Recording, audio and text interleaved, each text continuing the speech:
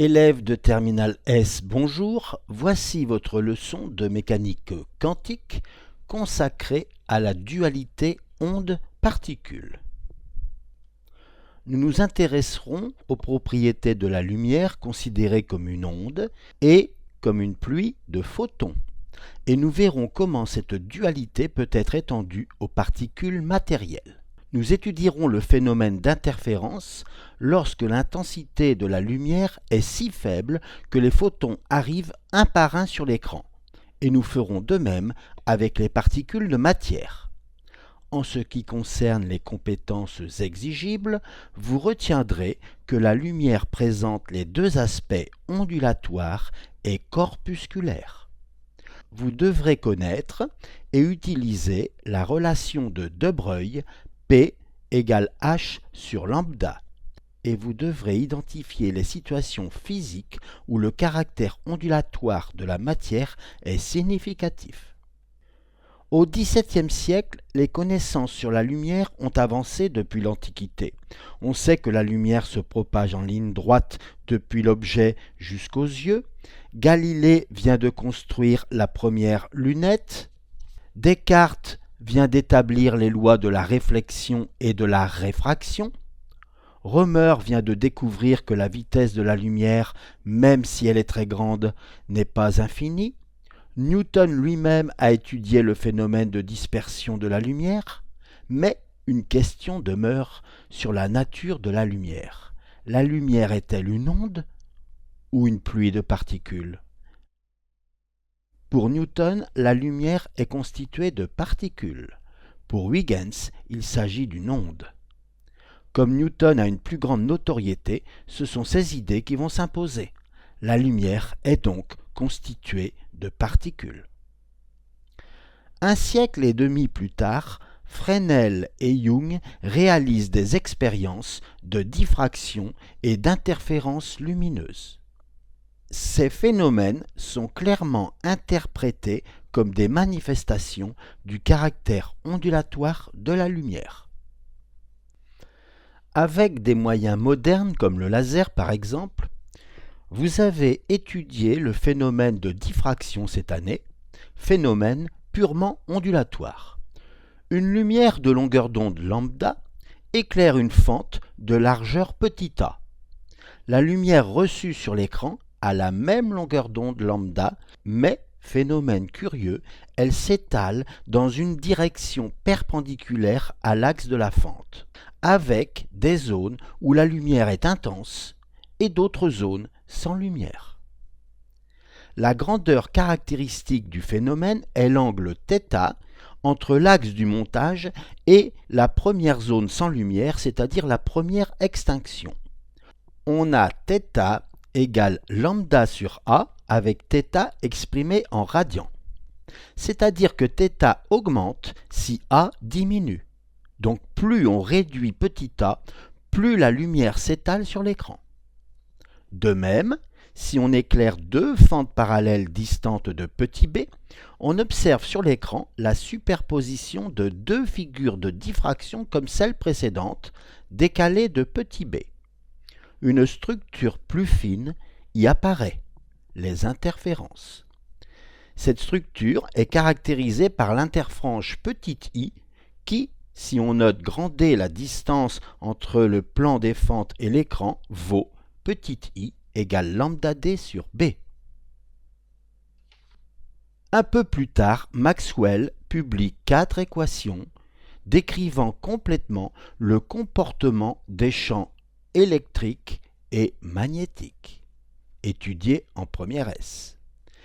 Voici ces 4 équations qui sont évidemment très loin d'être compréhensibles par un élève de terminale S, mais j'avais envie de vous les montrer et vous dire que si vous aimez la physique et que vous poursuivez vos études dans ce domaine, un jour vous pourrez les comprendre et les utiliser pour expliquer plein de phénomènes. Ces équations disent tout sur les champs E et B. Elles ont même prédit des phénomènes qui n'ont été vérifiés expérimentalement que des années plus tard. Mais surtout, elles disent que la lumière est une onde, que c'est une onde électromagnétique, qui se propage à la vitesse c. En première S, vous avez étudié la loi de Wien. En étudiant la répartition de l'intensité lumineuse en fonction de la longueur d'onde, on peut déterminer la température à l'intérieur d'un four par exemple. Si on part de l'hypothèse que la lumière est une onde et qu'on cherche à interpréter la loi de Wien en appliquant la théorie qu'on a élaborée sur les ondes, on trouve par exemple la courbe suivante à 5500 Kelvin.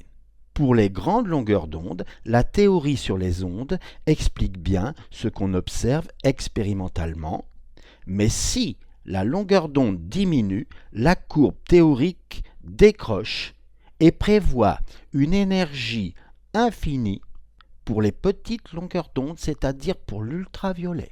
On a appelé ça la catastrophe ultraviolette. Catastrophe car la théorie est fausse pour les petites longueurs d'onde. Catastrophe car l'énergie ne peut pas tendre vers l'infini, ce qui serait une catastrophe pour l'univers. Catastrophe parce que la lumière n'est plus une onde, on n'y comprend plus rien. En 1900, Planck résout la catastrophe ultraviolette en introduisant les quanta, d'où le nom de mécanique quantique.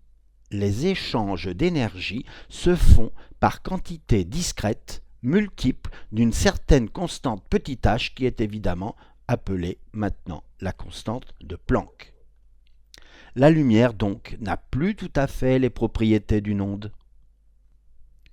Parallèlement, à la fin du XIXe siècle, on a découvert un phénomène intéressant. Quand on éclaire par exemple un métal comme le potassium, le sodium, le magnésium, le zinc et autres, avec une lumière violette, des électrons sont émis à peu près tous à la même vitesse. On a appelé ça l'effet photoélectrique. Si on éclaire avec une lumière rouge, on n'observe rien, pas d'électrons émis. On augmente l'intensité lumineuse, rouge, toujours rien. On remet la lumière violette et on double l'intensité lumineuse de cette lumière violette et il y a 2 fois plus d'électrons qui sont émis, toujours à peu près à la même vitesse. On ne peut pas comprendre l'effet photoélectrique si on considère la lumière comme une onde. Einstein a interprété le phénomène en considérant la lumière comme une pluie de particules qu'on a appelée photons. Nous venons de voir que des expériences mettent en évidence le caractère ondulatoire de la lumière, tandis que d'autres mettent en évidence son caractère particulaire. La lumière n'est ni une onde ni une particule, c'est une onde-particule. Ce sont les conditions de l'expérience qui orientent la façon dont on perçoit son comportement. Voyons maintenant ce qu'on appelle la métaphore du cylindre. Si nous vivions dans un monde à 2 dimensions, probablement notre cerveau serait incapable d'imaginer la 3e dimension et donc ne pourrait pas imaginer par exemple un cylindre. Mais on pourrait faire différentes expériences pour percer le secret de cet objet. Symbolisons ces différentes expériences par différents éclairages. Dans ce cas, on dirait que l'expérience prouve que l'objet est un disque. Mais, sous un autre éclairage, on conclurait que l'objet est un rectangle. Il ne serait donc ni un rond ni un rectangle, mais un rond rectangle. De même, la lumière n'est ni une onde ni une particule, c'est une onde-particule. Vous reconnaissez la formule étudiée en première S. E est l'énergie d'un photon. Nu est la fréquence de l'onde. H est la constante de Planck. Vous voyez que E, c'est l'aspect corpusculaire de la lumière puisque c'est l'énergie d'un corpuscule, alors que nu, c'est l'aspect ondulatoire puisque c'est la fréquence de l'onde. H relie les 2 aspects. Remarquez l'extrême petitesse de la constante de Planck qui se mesure en point d'interrogation. Eh bien, puisque l'énergie d'un photon, c'est en joules, et que la fréquence de l'onde est en hertz, c'est-à-dire seconde moins 1, j'en déduis que H se mesure en joules-secondes. Pour réaliser des interférences photon par photon, il faut diminuer l'intensité lumineuse à l'extrême. Dans l'hypothèse où la lumière serait une onde, on obtiendrait une figure d'interférence très faible. Dans l'hypothèse où la lumière serait un flux de particules, on obtiendrait à peu près ceci, avec un petit étalement sans doute dû au choc de certaines particules sur les bords des fentes, mais jamais avec des particules on ne pourrait expliquer la figure d'interférence au-dessus. Voici la représentation de l'intensité lumineuse en fonction de l'abscisse des points sur l'écran. Voyons ce qui se passe maintenant avec l'onde particule. Nous observons que la lumière se comporte comme une pluie de particules puisqu'on observe des impacts. Mais petit à petit, quand le nombre d'impacts augmente, on retrouve la figure d'interférence caractéristique du phénomène ondulatoire. Regardez, la voilà.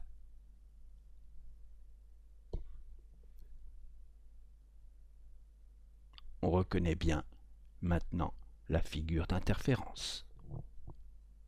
Ici, nous avons le nombre d'impacts en fonction de l'abscisse X de l'écran, mais ceci est obtenu sur un temps long d'intégration. À un instant donné, il s'agit plutôt de la probabilité d'un impact en fonction de l'abscisse X de l'écran. En mécanique quantique, tous les phénomènes sont aléatoires. On ne peut connaître que la probabilité d'observer un événement. En terminale S, on ne va pas plus loin que cela, mais c'est très important. En 1924, Louis de Broglie, on prononce comme ça, se dit, puisque la lumière c'est en même temps une particule et une onde, pourquoi ce ne serait pas la même chose pour les particules de matière? Pourquoi les électrons, les protons, les neutrons ne seraient pas eux aussi des ondes particules? Cette hypothèse, en fait, sera confirmée 3 ans plus tard par une expérience de diffraction des électrons, puis par des interférences avec des électrons. Étudions maintenant la relation de De Broglie, qui dit que P est égal à H sur lambda. P, c'est la quantité de mouvement qui vaut m fois V. Vous avez étudié ça cette année. Ça se mesure en kilogrammes, mètres, seconde moins 1. Lambda, c'est la longueur d'onde en mètres et h, la constante de Planck, 6,63 10-34 joules seconde. Comme nous l'avons fait avec la formule E égale h nu, nous précisons que P, c'est l'aspect corpusculaire, alors que lambda, c'est l'aspect ondulatoire avec la constante de Planck qui relie les deux aspects. Les objets microscopiques de la matière, c'est-à-dire les électrons, les protons, les neutrons, présentent comme la lumière un double aspect ondulatoire et particulaire. Et là, vous voyez une figure d'interférence obtenue avec des particules de matière. D'après la formule de De Broglie, la longueur d'onde est d'autant plus petite que la quantité de mouvement est grande. Et pour avoir une longueur d'onde assez grande, pour voir les effets ondulatoires, donc, il faut que la quantité de mouvement P soit la plus petite possible. D'où l'idée de prendre des objets de masse toute petite et de vitesse très faible. Eh bien, c'est donc un exploit si en 1992, des chercheurs japonais ont réussi à faire des interférences avec des atomes de néon, c'est-à-dire des objets beaucoup plus lourds que des protons, des neutrons, des électrons. Évidemment, ces atomes, il fallait qu'ils soient très très lents pour que la quantité de mouvement soit très faible. En 1999, des chercheurs de l'Université de Vienne ont réussi à observer le comportement ondulatoire de très grosses molécules de formule C60. La leçon est terminée. La prochaine fois, nous verrons des applications en mécanique quantique, en particulier le laser. À bientôt!